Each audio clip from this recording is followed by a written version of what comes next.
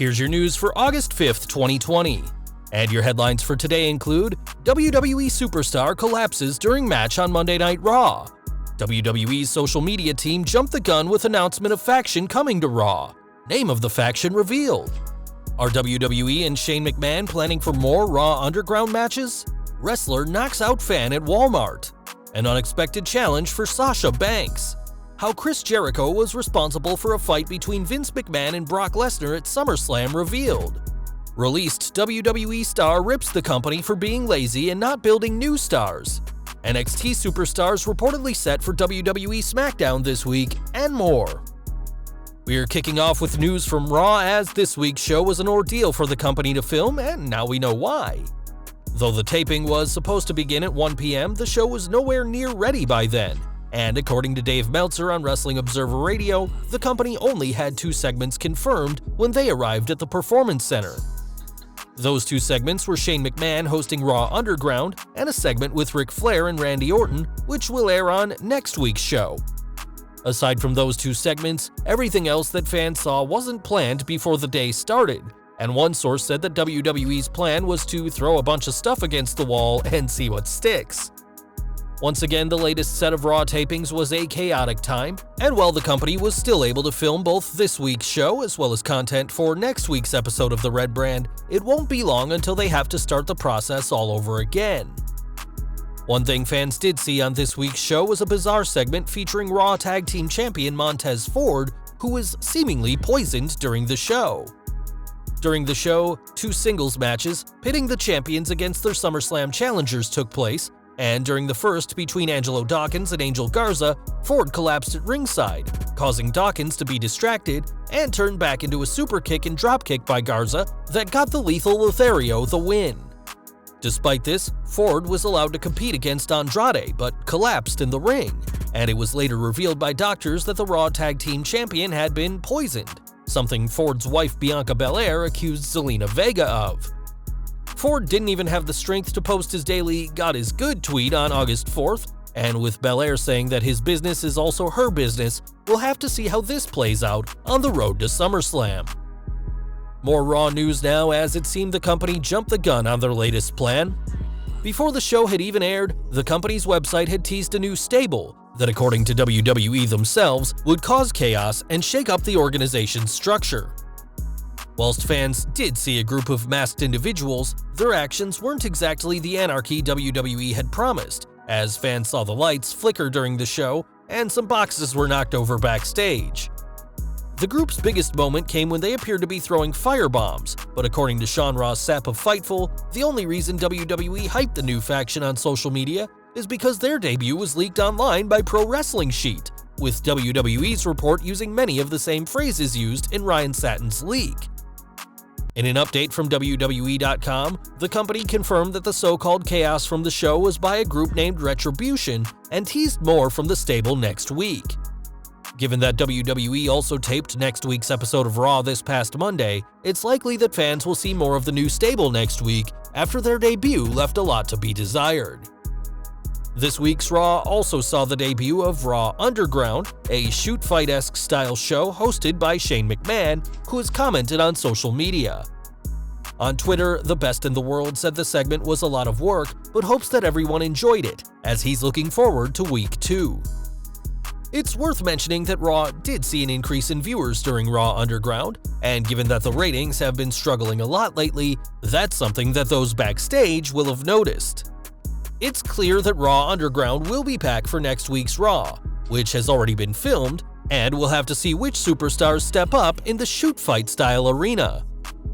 Over to AEW now, and Darby Allin has hyped tonight's world title match with Jon Moxley in a rather unique way. In the video, Allin can be seen plugging the new AEW toy line at Walmart, though when one fan asked if the 27-year-old is buying a toy world title because he'll never win the real thing, Allin retorted with a swift knockout shot. It looks like Allin is ready to take the real AEW World Championship from Jon Moxley on tonight's episode of Dynamite, and whilst MJF will challenge for the gold at All Out on September 5th, time will tell who the champ will be. Back over to WWE next, as Sasha Banks' recent success as both Raw Women's and WWE Women's Tag Team Champion has caught a lot of attention, even from outside WWE. On Twitter, former MMA fighter turned actress Gina Carano said that she now wants to attend her first WWE event after seeing the Boss and the Queen of Spades on TV.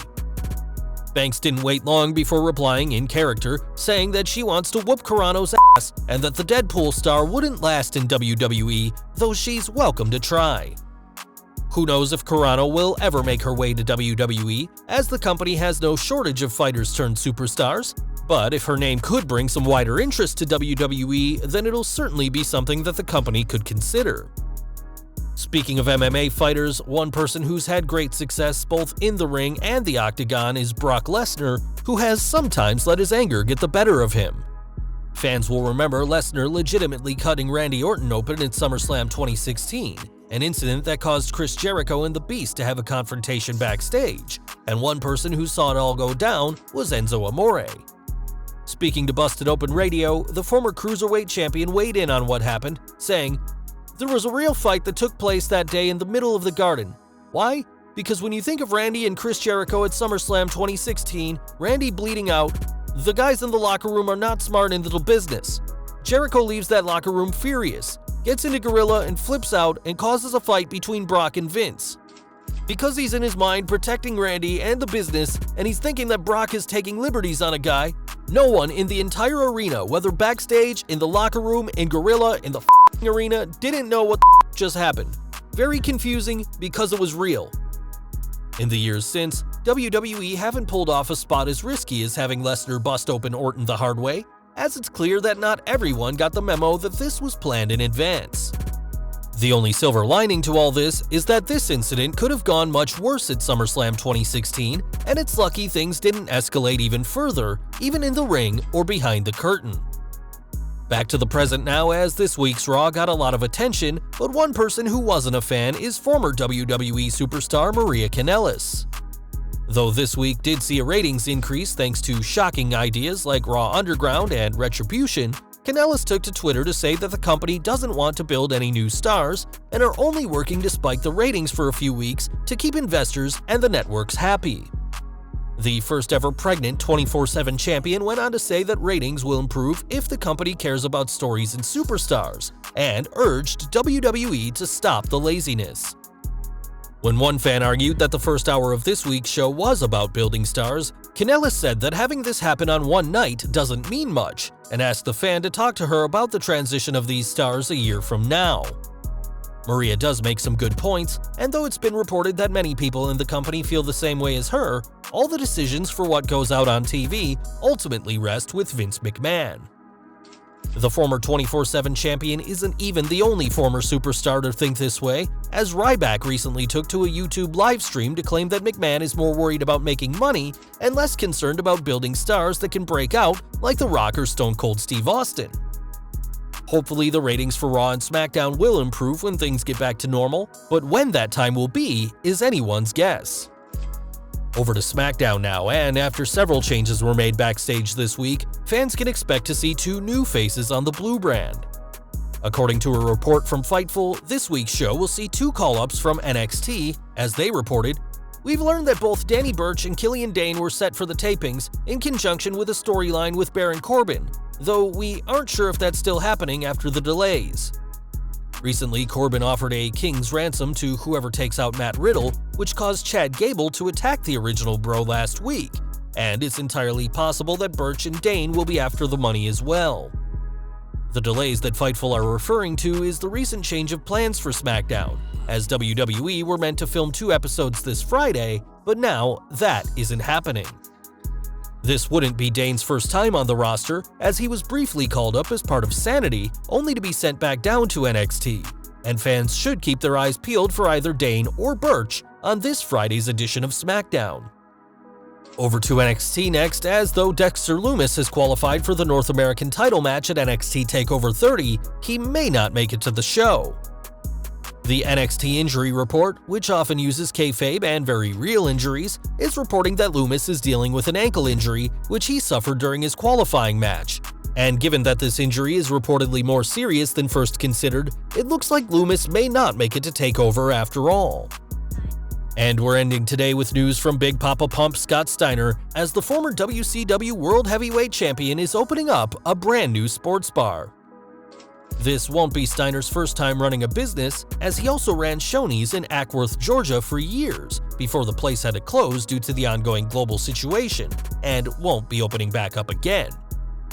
When one fan tweeted at Freakzilla that they were sad about Shoney's closing for good, adding that they hope the staff find work soon, Steiner revealed his plans to open a sports bar instead.